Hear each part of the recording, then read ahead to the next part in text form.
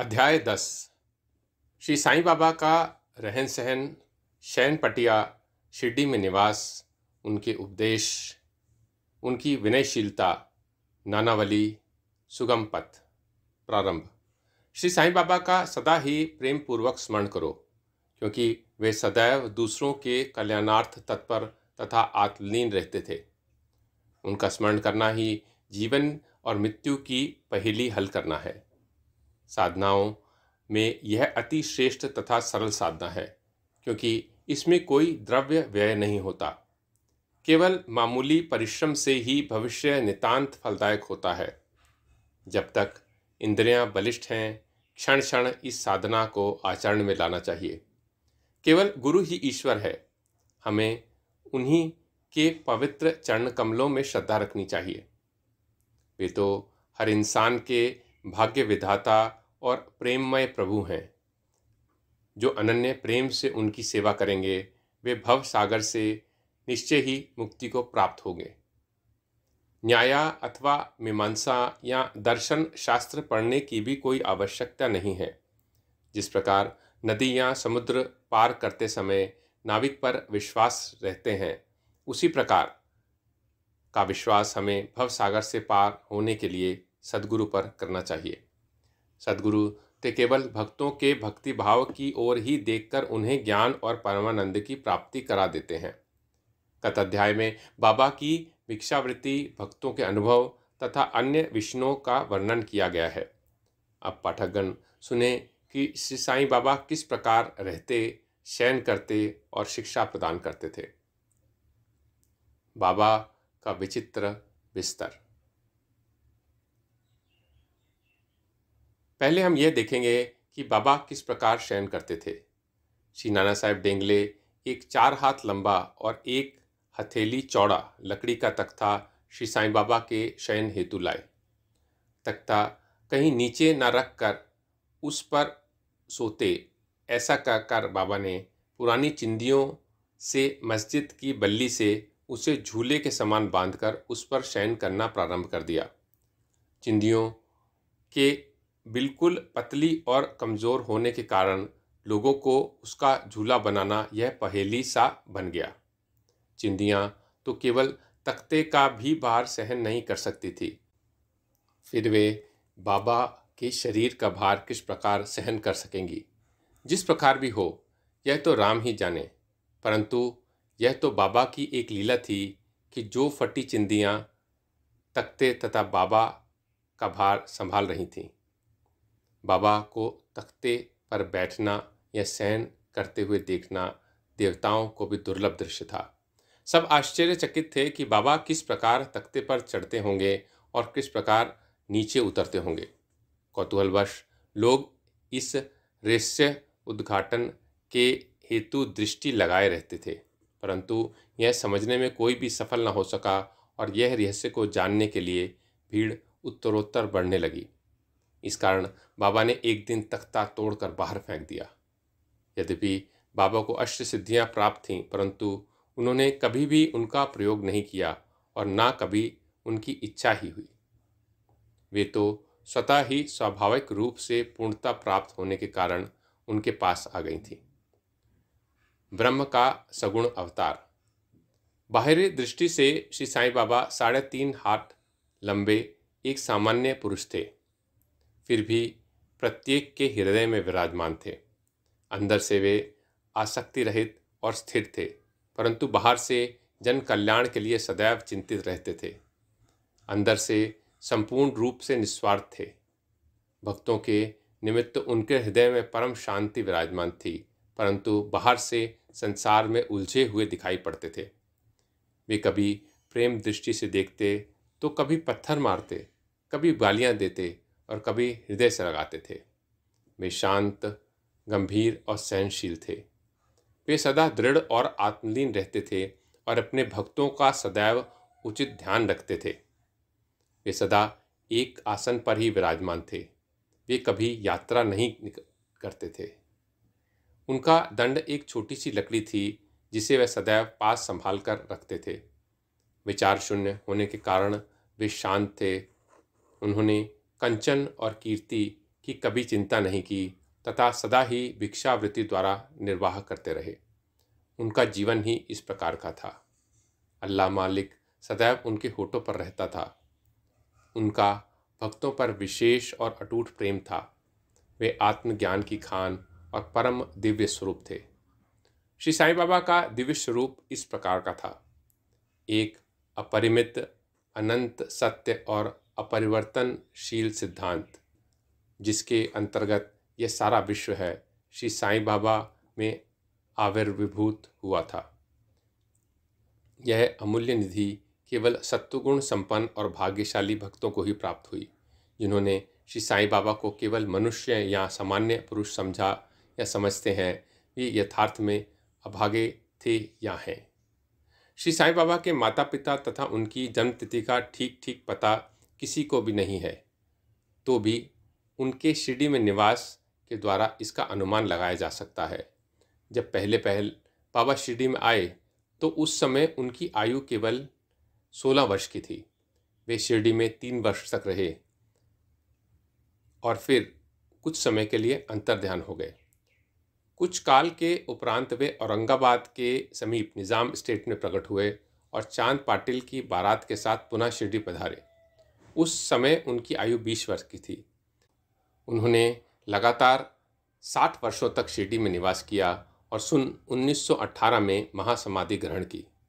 इन तथ्यों के आधार पर हम कह सकते हैं कि उनकी जन्म तिथि सन 1838 के लगभग थी।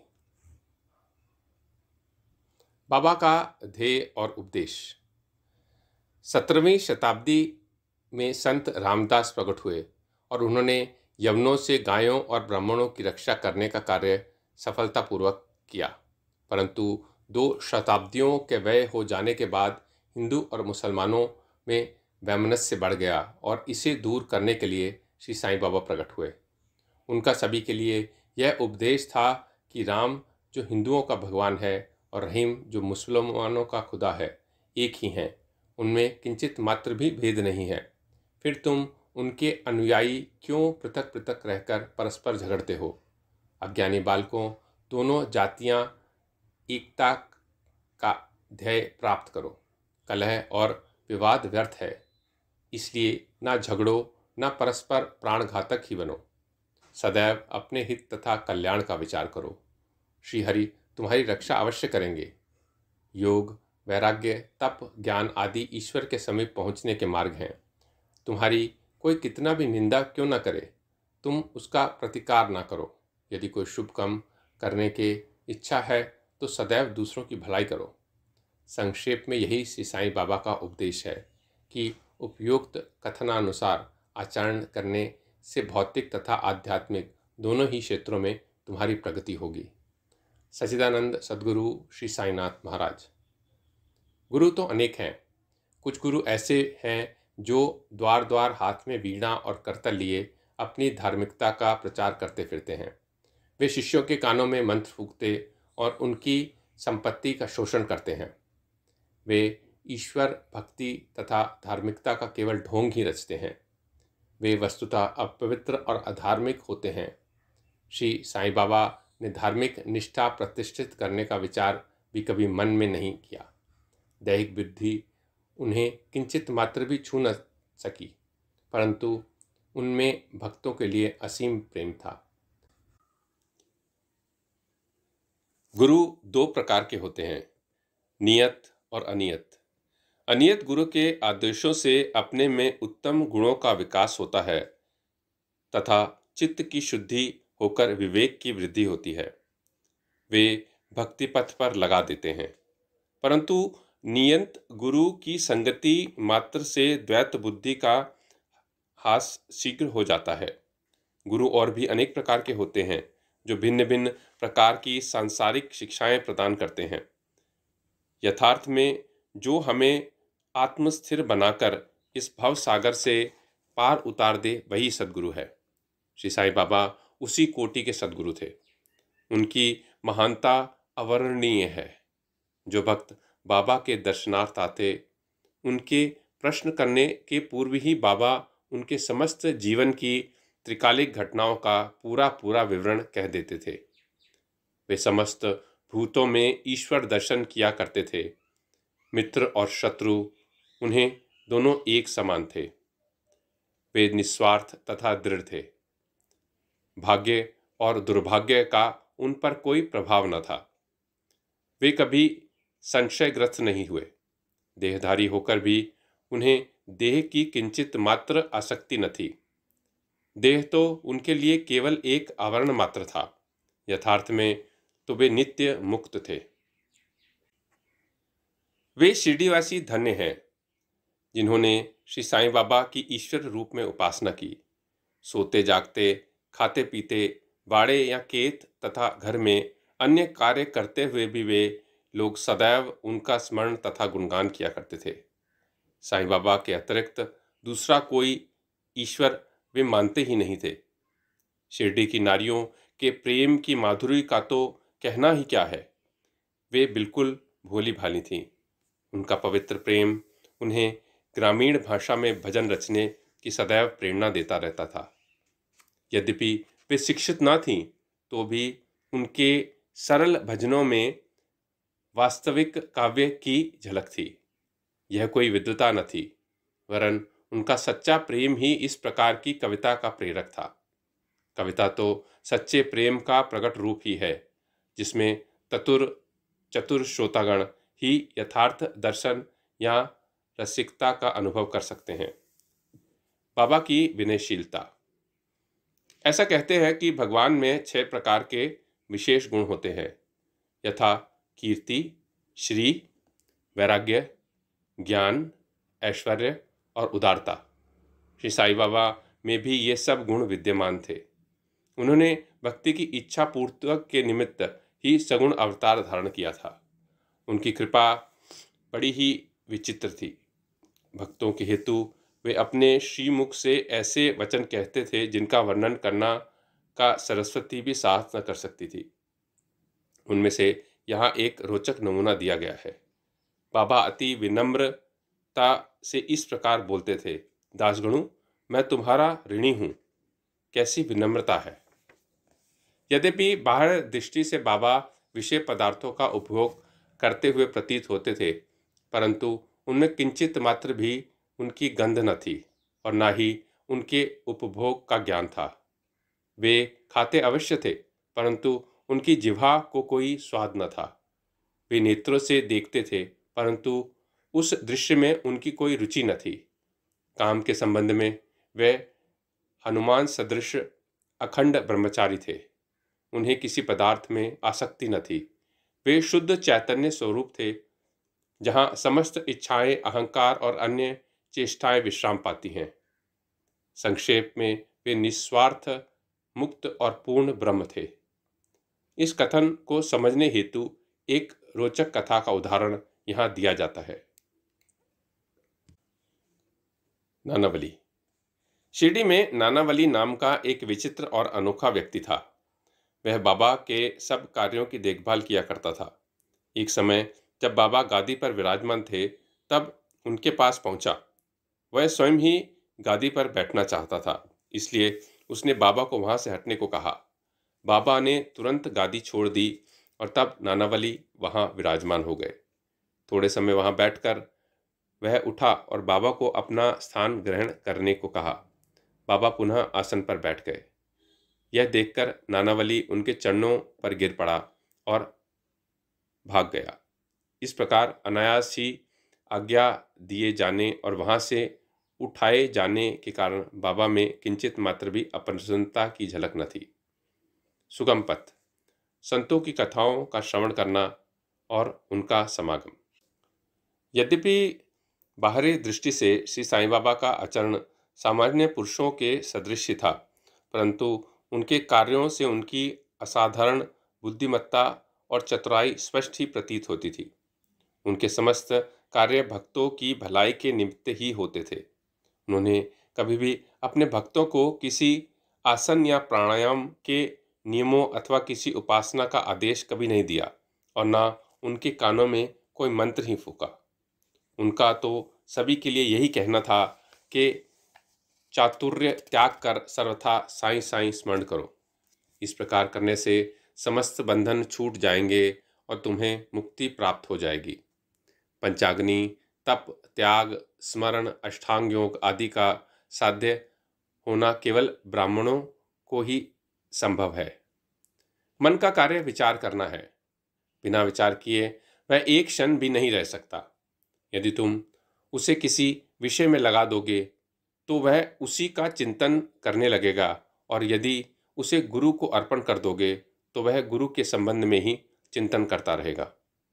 आप लोग बहुत ध्यानपूर्वक साईं की महानता और श्रेष्ठता श्रवण कर चुके हैं। ये कथाएं सांसारिक भय को निर्मूल कर आध्यात्मिक पथ पर आरूढ़ करती हैं। इसलिए इन कथाओं का हमेशा श्रवण और मनन करो तथा आचरण में भी लाओ।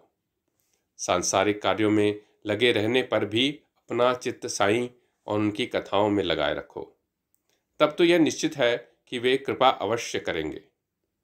यह मार्ग अति सरल होने पर भी क्या कारण है कि सब लोग इसका अवलंबन नहीं करते? कारण केवल यही है कि ईश कृपा के अभाव लोगों में संत कथाएं श्रवण करने की रुचि उत्पन्न नहीं होती। ईश्वर की कृपा से ही प्रत्येक कार्य सुचारू एवं सुंदर ढंग से चलता है। संतों की कथा का श्रवण ही संत समागम सदृश है। संत सानिध्य का महत्व अति महान है। उससे दैहिक बुद्धि, अहंकार और जन्म मृत्यु के चक्र से मुक्ति हो जाती है। हृदय की समस्त ग्रंथियां खुल जाती हैं और ईश्वर से मिलन हो जाता है, जो चैतन्य घन स्वरूप है। विषयों से निश्चय ही विरक्ति बढ़ती है तथा दुखों और सुखों में स्थिर रहने की शक्ति प्राप्त हो जाती है और आध्यात्मिक उन्नति सुलभ हो जाती है। यदि तुम कोई साधन जैसे नाम स्मरण, पूजन या भक्ति इत्यादि नहीं करते, परंतु अनन्य भाव से केवल संतों के ही शरणागत हो जाओ, तो वे तुम्हें आसानी से भवसागर से पार उतार देंगे। इसी कार्य के निमित्त ही संत विश्व में प्रकट होते हैं। पवित्र नदियाँ गंगा, यमुना, गोदावरी, कृष्णा और कावेरी आदि जो संसार के समस्त पापों को धो देती हैं, वे भी सदैव इच्छा करती हैं कि कोई महात्मा उनके चरण स्पर्श से हमें पावन करे। ऐसा संतों का प्रभाव है। गत जन्मों के शुभ कर्मों के फलस्वरूप ही श्री साईं बाबा के चरणों की प्राप्ति संभव है। मैं श्री साईं के मोह विनाशक चरणों का ध्यान कर यह अध्याय समाप्त करता हूँ। उनका स्वरूप कितना सुंदर और मनोहर है। मस्जिद किनारे पर खड़े हुए वे सब भक्तों को उनके कल्याणार्थ उदी वितरण किया करते थे। जो इस विश्व को मिथ्या मानकर सदा आत्मानंद में निमग्न रहते थे, ऐसे सच्चिदानंद श्री साईं महाराज के चरण कमलों में मेरा बारंबार नमस्कार है। श्री सद्गुरु साईनाथार्पणमस्तु। शुभम भवतु।